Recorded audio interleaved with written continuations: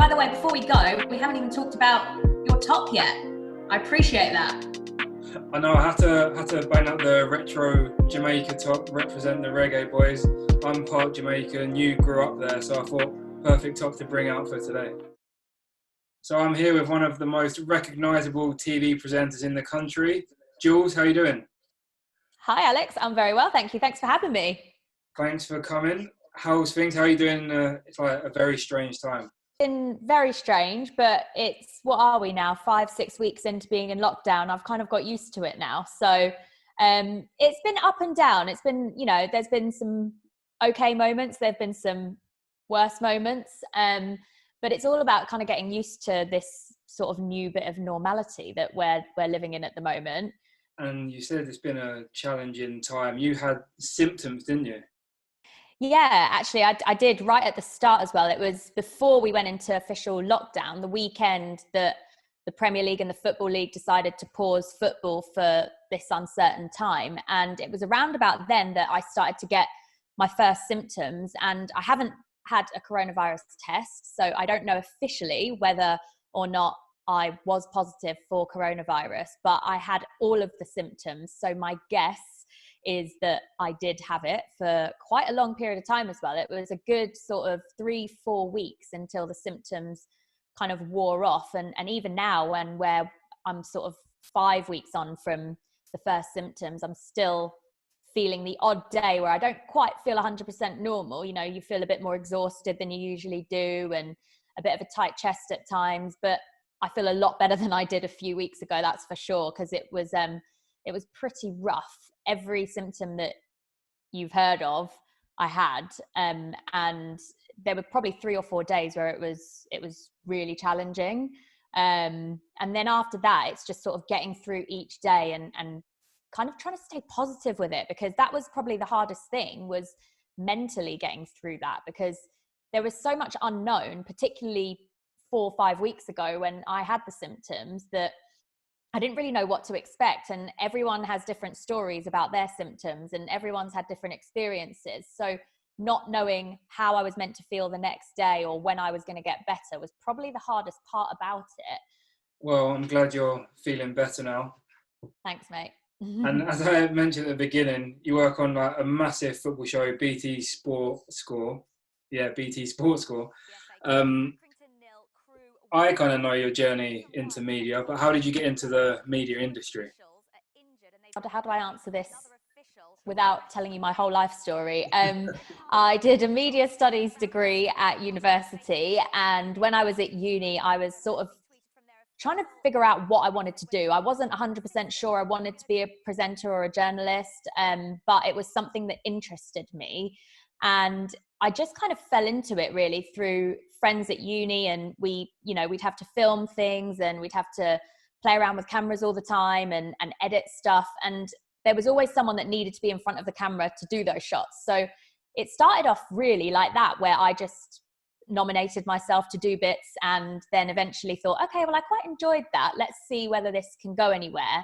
And then I just started working in TV as a runner. So I had friends at university who had contacts with ITV. So I went there and worked as a runner on a couple of different shows like Britain's Got Talent and Take Me Out when it first started, which was loads of fun. And just seeing the way live TV was made, I just thought, this is what I want to do. Like, I got such a buzz from seeing how the presenters worked, and I thought, that's a bit of me. So after that, I just sort of pursued it as a career. I had no idea how to get into it. So I entered a presenting competition for Channel 4, where I got down to the last 10 girls in the UK. And through doing that, I met another girl who was working on a shopping channel at the time.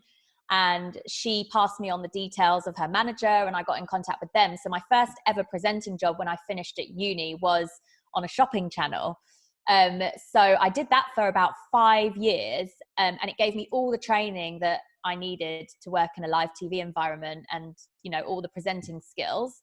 And then after that, while I was at the shopping channel, I just thought, all I want to do is work in football. I'd been a huge football fan all my life, a huge sports fan in general, because I was brought up playing tennis. So I had that kind of sporting mentality in me, and all I wanted to do was work in sports. So I thought, how can I combine sport and now presenting? I want to try and be a sports journalist. So it just went from there, really. And I went and did some work experience at my local radio station and my local TV station in Brighton, and just got a bit of experience there. And it just sort of went from there after. Yeah, it's a really cool story. And I know you worked at the radio station in Brighton, because I must have been the best work experience person you ever had. Yeah, we had quite a lot of fun, didn't we? So yeah, we obviously met doing our journalism course together, which I actually ended up doing quite a few years after I graduated from uni. So as I said, I worked on the shopping channel for a few years. I was doing work experience at my local radio station and TV station. I eventually got a job presenting a show at the local radio station, Juice, but it wasn't really quite enough. Like, I wasn't earning a living out of it. It was, you know, it was a 1 day a week job. So in between, I was still doing normal office jobs and promotional work and hostessing at the Amex and bits and bobs like that. And I wanted to do presenting as a full-time job, but I was just getting so many setbacks. Every time I was applying for roles in football, I kept being told, you need to get an NCTJ, you need to do a journalism degree. And I was thinking, why have I gone to uni and done a media studies degree? Because it's clearly not getting me anywhere.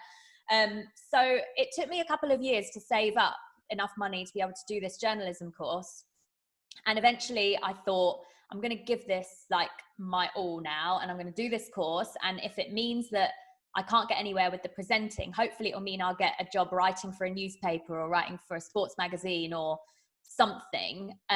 So I kind of did the journalism course, not really thinking it would necessarily help me as a TV presenter, but to give me a kind of plan B in life to write or to get a different job alongside presenting. And that's where I met you, which was a fun year, wasn't it? Working on that course. It was very good. The Wednesdays and Fridays, always think about going to do the studying and the reporting lessons. Like, back then I was working on a YouTube channel. I didn't think I'd end up doing anything I did. Yeah, our class has been pretty good. There's like quite a lot of successful journalists from that class. Absolutely. You're top of that list, mate. Working at the BBC, dreams made. Well, behind you, but no, we did have quite a laugh, and I think that was really important, because it's none of us really on that course were, well, there was a few people, I suppose, that were kind of fresh off the back of going to college and going into it, whereas the majority of us, I think, had already left university, had done other jobs in our lives, or had, you know, graduated from college but didn't really know what they wanted to do and had a gap year or something. And a lot of us kind of went into it just as a new opportunity, as a new challenge. So it was I found it quite difficult at the start, going back into learning again, because it's something I hadn't done for so many years. And so a huge part of it for me was about enjoying it, and having mates to do it with just made it so much more of an enjoyable experience. So I'll never forget when I first met you and I thought, all right, this guy definitely likes football. I think we're going to get on. And we definitely got on talking about football, but we don't get on about the teams we support, do we? Yeah, not particularly. But I think that was part of the thing that bonded us, wasn't it? As soon as you said you're a Palace fan, I was like, oh, come on. What are you doing down here? So yeah, no, that was quite funny. But we've actually never been to a Brighton Palace game together, have we? No, we haven't. We haven't ever been. I went to the most recent one at the Amex. I bet you did. Yeah, and didn't see you, but I don't suppose you saw the result of that one or watched the game. But yeah, I avoided that one. Not my favourite memory of this season. Yeah, no, it's just a rivalry, isn't it? That has been around for so long. So a lot of it's banter, though, isn't it? Because we just like to have a bit of a laugh with it. So, working on a massive football show on BT Sport, what is that like? How do you prepare? I'm guessing you don't just turn up and off you go. Absolutely not. It's a good couple of days of preparation for BT Sports Score, but oh man, I miss it. Right now, not having any football is so hard. But the hardest thing about not having any football right now is that it's thrown my whole work routine just upside down. Preparing for a show like BT Sports Score, where we have to cover everything live, and it's not just one Premier League match, it's every Premier League game that kicks off at 3:00. And then on top of that, every Football League game that kicks off at 3:00, and every National League game, and any women's games, and anything else in Europe that's kicked off around about 3:00 as well. So there's a hell of a lot to prepare for, and it does take, it's not even just one prep day, because I dedicate a Friday mainly to writing up all my notes, but I start gathering all of that on a Thursday. We get sent these incredible stats packs by our stats guys at BT, who basically for a living, all they do is calculate numbers and all the stats you need to know about every player, every manager, every football team that you've ever heard of. And we get sent those usually on like a Wednesday or a Thursday. So then you have the opportunity to look through all of the stats for the weekend and pick out your favorite bits. But on top of that, it's not just knowing the stats and knowing those little kind of numbers and things that are relative to the matches. It's also just being across what's been in the news that week with football, and just constantly staying on top of stories, because a big part of my role on the show is social media as well. So it's staying across all the social media stories and what the players have been talking about outside of football, because sometimes you get such gems with all of that stuff. But it's also knowing what other broadcasters are talking about as well, so that you are completely surrounded and engulfed with everything football related for a Saturday afternoon. So as much as my dedicated days for sort of getting ready for the show are like a Thursday and a Friday, it's pretty much every day.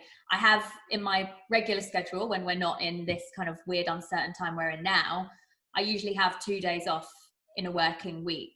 But even on those 2 days off, they're not proper days off, but I don't mind. Like I love it. I love the fact that I'm so busy. I love the fact that on my days off, on a Sunday is basically one of my main days off unless something extra comes in. And if my friends ever want to meet up, it's, yeah, absolutely, as long as we can go somewhere that's showing the football, because I won't miss a football match. I don't want to miss a football match. Yes, I have to watch it for work, but I also want to watch it for work, and I want to watch it because I'm a football fan. So the preparation for a score show on a Saturday is pretty much 24/7 all day, every day. But yeah, the routine of kind of sitting there on a Thursday or a Friday and getting my notepad out and writing down all my favorite stats and getting everything ready. It's a long old process, but definitely something I really miss right now. There's loads of banter. There's massive characters on your show. How would you deal with it? Like, you've got Robbie Savage, Chris Sutton, Paul Ince, Steve McManaman. How does that work itself out? I give it back as much as they give it to me. That's exactly the only way to do it. Do you know what? Everyone's so lovely. And of course, there are some huge characters. And probably one of the more challenging parts of hosting a show like BT Sports Score is knowing when it's good to kind of let them at each other. So Chris and Robbie are just, they love having a bit of a pop at each other and arguing about anything they can possibly argue about, because it's entertaining and because they know people like it, but also because they do have opposing opinions about a lot of things. So it is genuine at the same time. So part of the challenging things about my role on the show is knowing when it's good to kind of let them go, let them off the leash and let them have their moment to sort of have a go at each other. And then other times knowing when the right time is to jump in and sort of break the conversation up or move it on, or you know, take it in a new direction, or push them a bit more and prod them and make them argue even more with each other. So it's something that just takes a bit of time, to be honest. Like, I've been working on Score now for, what's it been, 4 years? So now I know the lads pretty well. So we know how to push each other's buttons and we know how to wind each other up. And it's good fun though. It is really good fun. And definitely, like, at the start, when I first started on Score, that was one of the things I had to very much observe Mark Pugac and see the way he did things and see the way he controlled those kind of situations. And hopefully now, after a few years of experience, I've got the hang of it. No, you definitely have. Always do an amazing job whenever I tune in. Thanks, mate. You're not at work. There's no football going on. What do you think is the solution? How do you think the season should go? I think that the season needs to be finished, in my opinion. I think why null and void a season that has already been played out almost to the end? We're so close to the end now. There are so many achievements, both individual and as teams, that I think are worthy of a finale. And I think that it would ruin the integrity of the competition, in my opinion, if the season weren't to be finished. I don't see the point in nulling and voiding it just so that you can start a new season when it should start. Because the reality of it is, we don't even know if the new season, next season, can start in August when it's set to. So what would be the point in nulling and voiding this season to start a new one when we don't even know when it's right and safe to start that one? I don't believe we should rush it, though. I think that it needs to be right. It needs to be safe.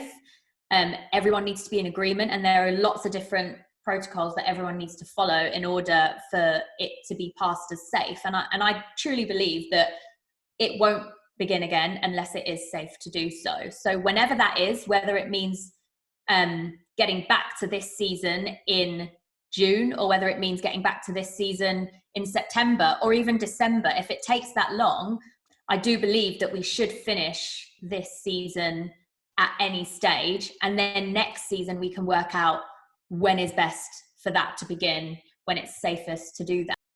Yeah, I think the same. Like, we can get this done, and then I think next season is easier to condense because you have to condense it whenever it kicks off again.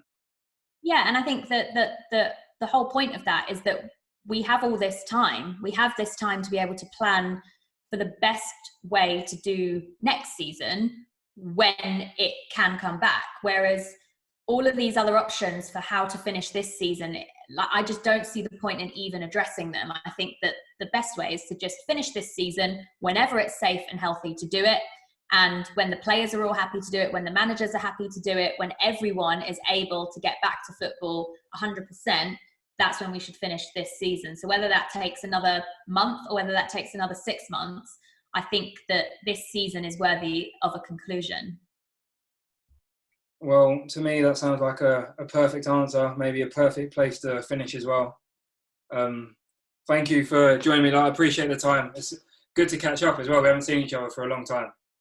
Yeah, I know. You've moved up to Manchester, mate. So it's been a while, but we'll have to catch up soon. And by the way, before we go, we haven't even talked about your top yet. I appreciate that. I know I had to bang up the retro Jamaica top, represent the reggae boys. I'm part Jamaican, you grew up there, so I thought perfect top to bring out for today. Yeah, I thought you were going to wear a Palace jersey or something. I was going to say, when you messaged me saying, wait till you see my t-shirt that I'm wearing for today, I thought, oh God, he's going to wear a Palace top or something. It's much better, Alex. I was debating bringing out the Jordan IU, but I thought I'd let you off today. I appreciate that. It's been good to catch up, mate. I'll see you soon. Take care. See you, Jules. Bye. Bye.